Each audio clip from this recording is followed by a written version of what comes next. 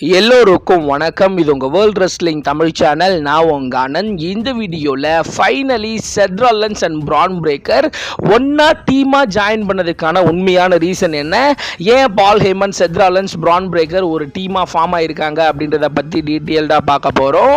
So வீடியோக்குள்ளே போகிறதுக்கு முன்னாடி நம்மளோட சேனலை சப்ஸ்கிரைப் பண்ணல அப்படின்னா சப்ஸ்கிரைப் பண்ணிக்கங்க. ஆல்ரெடி சப்ஸ்கிரைப் பண்ணவங்க பக்கத்தில் இருக்க பெல் ஐக்கானை கிளிக் பண்ணிக்கங்க. அப்படி டிஸ்கிரிப்ஷனில் நம்மளோட வாட்ஸ்அப், டெலிகிராம் சேனல் இருக்குது, அதை ஃபாலோ பண்ணி வச்சுக்கோங்க. இப்போ வாங்க வீடியோக்குள்ளே போகலாம்.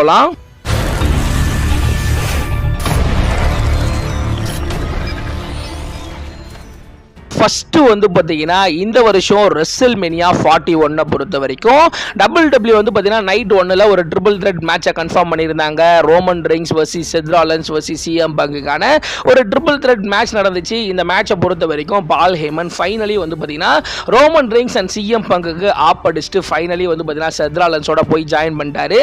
ஸோ அவர் ஜாயின் பண்ணதோட WWE பார்த்தீங்கன்னா ஸோ அடுத்த நாள் ரெஸ்ல்மேனியா நைட் 2 நடக்க போகிற ஜான் சீனா வர்சஸ் கோடி ரோட்ஸோட மேட்ச்சில் செத் ராலன்ஸோட இன்வால்வ்மெண்ட் இருக்கும். அவர் பார்த்தீங்கன்னா உள்ள ஜான் சீனா வின் பண்ண வச்சு ஜான் சீனா, பால் ஹேமன், செத் ராலன்ஸ், ராக்கு, டிராவிஸ் ஸ்காட் இவங்க எல்லாரும் ஒரு ஸ்டேபிளாக இருக்க போறாங்க அப்படின்ற மாதிரி ஒரு பெரிய டாக் பார்த்தீங்கன்னா போச்சு. ஃபைனலி அது நடக்கவே இல்லை. ஜான் சீனா சோலோவாகவே பார்த்தீங்கன்னா ஒரு ஹீல் ரெஸ்லரா அவர் சீட் பண்ணி பார்த்தீங்கன்னா கோடி ரோட்ஸை பீட் பண்ணி ஃபைனலி 17 டைம் வேர்ல்ட் சாம்பியன் ஆயிட்டாரு. ஸோ ஏன் அந்த மேட்ச்ல பல பேர் வரல அப்படின்றதுக்கான ரீசனை பார்த்தீங்கன்னா ராக்கே சொல்லிட்டாரு. அது ஜான் சீனாவுக்கான டைம். ஜான் சீனா உண்மையிலே WWE ஒரு கோட்டு. ஸோ அவர் 17 டைம் சாம்பியன் ஆகும்போது அந்த இடத்துல நிறைய பேர் போயிட்டு அந்த மொமெண்டம், அந்த ஒரு ஸ்பாட்டில் பார்த்தீங்கன்னா ஸோ ஸ்பாட் ஆக விரும்பல. அது முழுக்க முழுக்க ஜான் சீனாவோட ஸ்பாட்டாக இருக்கணும், அவருக்கான அது ஒரு இடமா இருக்கணும் அப்படின்ற மாதிரி தான் ராக்கும் சொல்லியிருந்தாரு. ஸோ அதனால தான் WWE இதை பண்ணலை அப்படின்ற மாதிரியும் சொல்லிட்டாங்க. அதே சமயம் இது ஒரு டெம்பரவரியான ஒரு பிளான் தான், இதில் ஸ்டேபிள்லாம் எதுவும் கிடையாது அப்படின்ற மாதிரி ராக் சொல்லியிருந்தாலும் அதில் பார்த்தீங்கன்னா நிறைய விஷயங்கள் பார்த்தீங்கன்னா உள்ளர்த்தம் பார்த்தீங்கன்னா இருக்கு. ஒரு பக்கம் ஜான் சீனா 17 டைம் சாம்பியன் ஆக, அதுக்கு ஈக்குவலாக இந்த பக்கம் பார்த்தீங்கன்னா ஸோ செத் ராலன்ஸ் பால் ஹேமனோட ஜாயின் பண்ணாரு. ஜாயின் பண்ணதோட இந்த வாரம் மண்டே நைட் ரால நம்ம யாருமே எதிர்பார்த்துருக்க மாட்டோம். ரெஸ்ல்மேனியாவை விட இந்த வாரம் மண்டே நைட் ரா உண்மையிலேயே தாறுமாறா இருந்துச்சு. ஸோ ஏன் ராவை பரபரன்னு வேற லெவலில் கொண்டு போனாங்க அப்படின்னு சொல்லிட்டு கேட்டிங்கன்னா, பேக்லாஷ் பேப்பர் வியூக்கு இன்னும் 2 வாரம் தான் இருக்கு. ஸோ அதுக்குள்ள பேக்லாஷ் பேப்பர் வியூக்கான ஹைப்பெல்லாம் கிரியேட் பண்ணணும். அதனால தான் ராண்டி ஓட்டன் ஜான்சனாக்கு ஒரு ஆர்கேவை போட்டு அவங்க ஸ்டோரியை கிரியேட் பண்ணாங்க. ஒரு பக்கம் பிரான் பிரேக்கர் ரொம்பவே ஷாக்கிங்காக பார்த்தீங்கன்னா ரோமன் ரெயின்ஸுக்கு ஸ்பியரை போட்டுட்டு, CM பங்குக்கு ஸ்பியரை போட்டுட்டு ஃபைனலி பார்த்தீங்கன்னா ஒரு செத் ராலன்ஸோட ஜாயின் பண்ணிட்டாரு. இப்போதைக்கு ரோமன் ரெயின்ஸ் அண்ட் CM பங்கை பார்த்தீங்கன்னா பிரான் பிரேக்கர் அண்ட் செத் ராலன்ஸ் பார்த்தீங்கன்னா பயங்கரமாக அடிச்சிருக்காங்க. இந்த பக்கம் பால் ஹேமன், பிரான் பிரேக்கர், செத் ராலன்ஸ் 3 பேரும் ஒரு ஸ்டேபிளாக பார்த்தீங்கன்னா ஜாயின் பண்ணியிருக்காங்க. ஸோ இப்போதைக்கு WWE எதுக்காக இந்த ஒரு ஸ்டேபிளை உருவாக்குனாங்க அப்படின்றத பற்றி டீட்டெயில்டாக பார்க்க போகிறோம். ஃபர்ஸ்ட் WWEயோட ரியல் பிளான் என்ன அப்படின்னு சொல்லிட்டு கேட்டிங்கன்னா, பால் ஹேமனை ஃபர்ஸ்ட் ரோமன் ரெயின்ஸ் கிட்ட இருந்து பிரிச்சு அவரு பார்த்தீங்கன்னா பிரான் பிரேக்கரோட சேர்க்கணும் அப்படின்றது தான் WWE ஆக்சுவல் பிளானு. இதை டைரக்டாக பண்ணால் பார்த்தீங்கன்னா ஒரு பெரிய லெவல் இம்பாக்ட் பார்த்தீங்கன்னா கிரியேட் ஆகாது. குறிப்பாக இதுக்கு முன்னாடி நம்ம எடுத்துக்கிட்டோம் அப்படின்னா பால் ஹேமன் யாரு கூடலாம் இருக்காங்களோ அவங்க உண்மையிலே வேற லெவலில் பார்த்தீங்கன்னா இருப்பாங்க. ஸோ ரோமன் ரெயின்ஸ் ஹீல் ஆன உடனே ரோமனோட பால் ஹேமனை சேர்த்ததுக்கு இதுதான் உண்மையான காரணம். இப்போ பார்த்தீங்கன்னா செத் ராலன்ஸோட பால் ஹேமன் சேர்ந்ததுக்கும் பால் ஹேமன் பார்த்தீங்கன்னா எப்பவுமே அந்த ஒரு ரெஸ்லரை ஒரு பயங்கரமாக ஒரு லெவலுக்கு பார்த்தீங்கன்னா கொண்டு போவார். பால் ஹேமன் ஒரு ரெஸ்லரோட இருந்தாலே அந்த ரெஸ்லர் இன்னமும் ஒரு லெவலுக்கு பார்த்தீங்கன்னா போவார். ஸோ அந்த மாதிரி தான் பால் ஹேமனோட அந்த மைக் ஸ்கில்லாக இருக்கட்டும், ஸோ அவர் பண்ணுற ஒரு சில விஷயம் எல்லாமே அந்த ரெஸ்லருக்கு ப்ளஸ்ஸாக இருக்கும். ஸோ பிராக் லெஸ்னரே கூட பார்த்தீங்கன்னா பால் ஹேமனோட இருக்கும்போது வேற லெவலில் இருந்தார். பால் ஹேமன் இல்லாமல் கொஞ்ச நாள் பார்த்தீங்கன்னா அந்த கவுபாய் கேரக்டரில் வரும்போது நமக்கே பிராக் லெஸ்னரை பிடிக்கல. ஸோ அந்த மாதிரி பால் ஹேமன் இருக்கிற இடத்த வேற லெவலில் பார்த்தீங்கன்னா யூஸ் பண்ணுவார். ஸோ அந்த வகையில் பார்த்தீங்கன்னா பால் ஹேமனை டைரக்டாக பிரான் பிரேக்கரோட சேர்த்தோம் அப்படின்னா ஃபேன்ஸுங்க பார்த்தீங்கன்னா ஏற்றுக்க மாட்டாங்க. ஸோ அதுக்கு சரியான ஸ்டோரி பார்த்தீங்கன்னா தேவை. ஸோ அதனால தான் இப்போதைக்கு பார்த்தீங்கன்னா அதை ஒரு ஸ்டேபிளாக பார்த்தீங்கன்னா உருவாக்கியிருக்காங்க.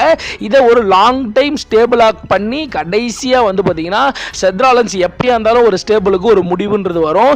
என்னதான் பிளட் லைன் பல வருஷம் இருந்தாலும் கடைசியாக பிளட் லைனுக்குன்னு ஒரு முடிவு வரும்போது அப்போ பார்த்தீங்கன்னா அந்த டீமுக்குள்ளேயே சண்டை வரும். மேபி பார்த்தீங்கன்னா செத் ராலன்ஸுக்கும் பிரான் பிரேக்கருக்குமே கூட பார்த்தீங்கன்னா ஃபியூச்சரில் பார்த்தீங்கன்னா சண்டை வரும். அப்போ பார்த்தீங்கன்னா பிரான் பிரேக்கர் பக்கம் பார்த்தீங்கன்னா பால் ஹேமன் போயிடுவார். அதுக்கப்புறம் பார்த்தீங்கன்னா பார்த்தீங்கன்னா பிரான் பிரேக்கரோடையே வந்து பார்த்தீங்கன்னா பால் ஹேமன் இருப்பார். குறிப்பாக WWE வந்து பார்த்தீங்கன்னா பிரான் பிரேக்கரை வந்து பார்த்தீங்கன்னா ஸோ நெக்ஸ்ட் பிராக் லெஸ்னராக உருவாக்கணும் அப்படின்ற மாதிரி பிளான் பண்ணுறாங்க. அவரோட மேட்ச் எல்லாம் பார்த்தீங்க அப்படின்னா பிராக் லெஸ்னர் ஸ்டைல்லே இருக்கும். அவரு ரொம்பவே ப்ரூட்டலாக அட்டாக் பண்ணுவார். ஒரு மேட்ச்சில் வந்து பார்த்தீங்கன்னா பிராக் லெஸ்னர் எப்படி டாமினேட் பண்ணுவாரோ அந்த மாதிரி தான் வந்து பார்த்தீங்கன்னா பிரான் பிரேக்கரும் டாமினேட் பண்ணுற மாதிரி காமிக்கிறாங்க. WWE பொறுத்த வரைக்கும் ஃபியூச்சர் ரெஸ்லர் அப்படின்ற பட்டியலில் வந்து பார்த்தீங்கன்னா எப்பவுமே ஒருத்தவங்களை வச்சிருப்பாங்க. அந்த வகையில் வந்து பார்த்தீங்கன்னா ஸோ எப்படி வந்து பார்த்தீங்கன்னா ஜான் சீனா, ராண்டி ஓட்டன்லாம் இருக்கும்போதே ரோமன் ரெயின்ஸ், செத் ராலின்ஸை உருவாக்குனாங்களோ இப்போ ரோமன் ரெயின்ஸ், செத் ராலின்ஸ் இருக்கும்போதே வந்து பார்த்தீங்கன்னா அடுத்த செட் ஆஃப் ரெஸ்லர்ஸை வந்து பார்த்தீங்கன்னா உருவாக்குவாங்க. அடுத்த செட் ஆஃப் ரெஸ்லர்ஸில் வந்து பார்த்தீங்கன்னா ஸோ பிரான் பிரேக்கர் ஒரு முக்கியமான இடத்துல இருப்பார் அப்படின்ற மாதிரி சொல்லப்படுது. ஸோ இப்போதைக்கு WWE பொறுத்த வரைக்கும் வந்து பார்த்தீங்கன்னா ஃபியூச்சரில் பிரான் பிரேக்கரையும் பால் ஹேமனையும் ஒன்றா இணைக்கிறதுக்காக தான் WWE இந்த ஸ்டேபிளில் வந்து பார்த்தீங்கன்னா கொண்டு வந்திருக்காங்க. இப்போ இந்த ஸ்டேபிளில் வந்து பார்த்தீங்கன்னா இப்போதைக்கு 3 பேர் இருக்காங்க. பால் ஹேமன் இருக்காரு, அதே மாதிரி செத் ராலின்ஸ் இருக்காரு, அதே மாதிரி வந்து பார்த்தீங்கன்னா பிரான் பிரேக்கர் இருக்காங்க. இப்போதைக்கு இந்த ஸ்டேபிளில் 3ஆவதா ஒருவர் ஆட் ஆகலாம் அப்படின்ற மாதிரி சொல்லப்படுது. மேபி வந்து பார்த்தீங்கன்னா இவங்க 3 பேரும் போயிட்டு வந்து பார்த்தீங்கன்னா ஸோ ஜான் சீனா கூட சேரலாம். அப்படி இல்லை அப்படின்னா இவங்க 3 பேரோட வேற ஏதாவது ஒரு ரெஸ்லர் வந்து பார்த்தீங்கன்னா சேர்றதுக்கான வாய்ப்பு இருக்கு. ஏன்னா ராக்கே வந்து பார்த்தீங்கன்னா சொல்லிட்டாரு ஸோ WWE இருக்க ஒரு டாப் சூப்பர் ஸ்டார் வந்து பார்த்தீங்கன்னா என்கிட்ட வந்து பார்த்தீங்கன்னா என்னோட சோல் வந்து பார்த்தீங்கன்னா உங்ககிட்ட வித்துடுற அப்படின்ற மாதிரி கேட்டிருக்காரு அப்படின்னு சொல்லியிருக்காரு. அது யாரு என்ன அப்படின்றத ராக் சொல்லலை. ஸோ ஒரு டாப் சூப்பர் ஸ்டார் என் சோல் சேலுக்கு இருக்கு அப்படின்ற மாதிரி சொல்லியிருக்காரு அப்படின்ற மாதிரி சொல்லியிருக்காரு. மேபி அது செத் ராலின்ஸா கூட இருக்கலாம். ஸோ இப்போதைக்கு வந்து பார்த்தீங்கன்னா WWE பொறுத்த வரைக்கும் Roman Reigns and CM Punk vs Bron Breakker and Seth ராலின்ஸோட ஸ்டோரியை வந்து பார்த்தீங்கன்னா கொண்டு போகிறாங்க. மேபி இந்த ஸ்டேபிளில் வந்து பார்த்தீங்கன்னா புதுசாக வந்து பார்த்தீங்கன்னா யாராவது ஆட் ஆகலாம். மேபி இப்போ வந்து பார்த்தீங்கன்னா ஒரு ரூமராக போய்கிட்டு இருக்கு. ஸோ ஆஸ்டின் தியரி வந்து பார்த்தீங்கன்னா இதில் ஆட் ஆக போகிறாரு. குறிப்பாக வந்து பார்த்தீங்கன்னா அந்த எவல்யூஷன் டீமை வந்து பார்த்தீங்கன்னா திரும்ப ஃபார்ம் பண்ண போகிறாங்க. ஸோ எவல்யூஷன் டீமில் வந்து பார்த்தீங்கன்னா வயசான ஒரு ரெஸ்லர் இருப்பார், ரிக் ஃப்ளேயர், அதே சமயம் ட்ரிபிள் ஹெச் வந்து பார்த்தீங்கன்னா இருந்தார், ராண்டி ஓட்டன், பட்டிஸ்டா அப்படின்னு சொல்லிட்டு ஒரு டீம் இருந்துச்சு பார்த்தீங்களா. அதே மாதிரி ஒரு டீமை இப்போ WWE உருவாக்க போகிறாங்க அப்படின்ற ஒரு பெரிய ரூமர் இருக்கு. ஸோ ஆல்ரெடி வயசான ஆளாக பால் ஹேமன் இருக்காரு. ஸோ இப்போ ஒரு டாப் ரெஸ்லராக அப்போ வந்து பார்த்தீங்கன்னா ட்ரிபிள் ஹெச் இந்த இடத்துல வந்து பார்த்தீங்கன்னா இப்போ செத் ராலின்ஸ் இருக்காரு. அதே சமயம் பட்டிஸ்டா இருந்த இடத்துல ஒரு ரக்காடான ஒரு ரெஸ்லராக வந்து பார்த்தீங்கன்னா இப்போ வந்து பார்த்தீங்கன்னா பிரான் பிரேக்கர் இருக்காரு. ராண்டி ஓட்டனோட ஸ்பாட் மட்டும் மிஸ். இப்போதைக்கு WWE பொறுத்த வரைக்கும் ஆஸ்டின் தியரியை வந்து பார்த்தீங்கன்னா ஸோ இந்த ஸ்டேபிளில் இணைச்சி அந்த எவல்யூஷன் மாதிரியே ஒரு ஸ்டோரியை கொண்டு போகலாமா அப்படின்ற மாதிரி ஒரு ரூமர் வந்து பார்த்தீங்கன்னா போய்கிட்டு இருக்கு. ஸோ இந்த மாதிரி WWE பிளான் பண்ணுறாங்களா அப்படின்ட்டு தெரியல.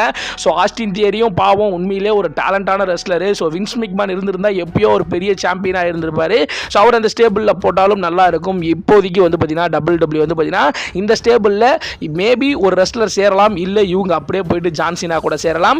இப்போதைக்கு இந்த ஸ்டேபிளை உருவாக்குறதுக்கான காரணமே வந்து பார்த்தீங்கன்னா டைரக்டாக வந்து பார்த்தீங்கன்னா ரோமன் ரெயின்ஸ் கிட்ட இருந்து பால் ஹேமனை பிரித்து பிரான் பிரேக்கர்கிட்ட கொடுக்கறதுக்கும் அதுக்கு இடையில வந்து பார்த்தீங்கன்னா செத் ராலின்ஸ் கிட்ட கை மாறி அந்த டீமில் வந்து பார்த்தீங்கன்னா பிரான் பிரேக்கர் இருக்கிற மாதிரியும் அதுக்கப்புறம் வந்து பார்த்தீங்கன்னா அவங்களுக்குள்ள சண்டை போட்டு ஃபைனலாக வந்து பார்த்தீங்கன்னா பிரான் பிரேக்கரும் பால் ஹேமனும் ஒன்றா சேர்ந்துருவாங்க. அப்போ பிரான் பிரேக்கர் WWE ஒரு டாப் ரெஸ்லராக இருப்பார்.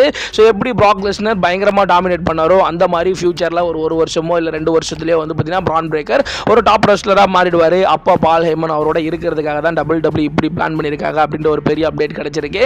ஸோ இப்போதைக்கு இந்த ஸ்டேபிள் எப்படி இருக்க போது, இந்த ஸ்டோரியை எப்படி கொண்டு போக போகிறாங்க அப்படின்ற ஒரு மிகப்பெரிய எதிர்பார்ப்பு இருக்கு. அதே சமயம் செத் ராலின்ஸ் கூடிய சீக்கிரம் ஜே ஊசோவை பீட் பண்ணி வேர்ல்ட் ஹெவி வெயிட் சாம்பியன் ஆயிடுவார் அப்படின்ற மாதிரி சொல்லப்படுது.